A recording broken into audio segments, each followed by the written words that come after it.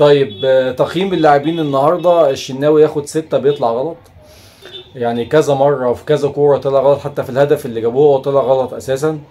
فادي اول حاجه يعني، فياخد 6 الشناوي. وبرضو الهدف ده مشترك بين خط النص وقلبين الدفاع، في فجوه كده حصلت فتعمل منها المرتده ديت وايه، واتلعبت ثرو وجت جون. طيب ياسر ابراهيم ياخد 6.5، اداء يعني برضو ضعيف. ياسين مرعي 6.5، اداء ضعيف برضو. كوكا 6، مش عارف انا كوكا يعني، ما علينا ما علينا يعني، بس عشان ما نتكلمش كتير. 6 كوكا، تمام. ديانج ياخد 7.5، في تحسن ملحوظ في اداء ديانج، بدأ يلعب كورة مع الناس. مروان عطية 7.5، كويس برضه ممتاز. زيزو نجم المباراة النهاردة هو وتريزيجيه وبن شرقي. يعني زيزو النهاردة عمل كل حاجة في الكورة، عمل اسيستات، بصراحة مباراة عالية جدا لزيزو، ياخد 8.5. تريزيجيه ياخد 8، اداء برضو كويس جدا وممتاز. بن شرقي ياخد 8.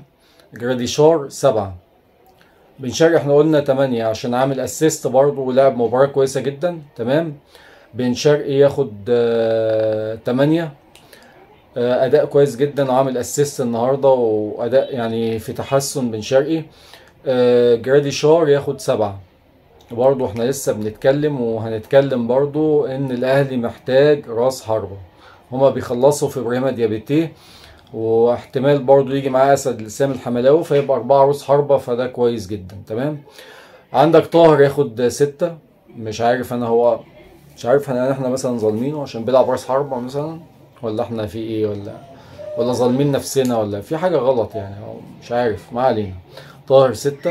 عبد القادر 6.5، يعني اداء برضو ضعيف من عبد القادر. بن رمضان 6، اداء ضعيف من بن رمضان، مش عارف في ايه برضو، مستواه في النازل.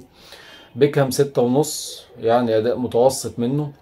اتمنى التوفيق ان شاء الله للنادي الاهلي في المباراة النهائية، واتمنى الفيديو يكون عجبكم. السلام عليكم ورحمة الله وبركاته. اوعى القطر، اوعى القطر يا عم الحاج.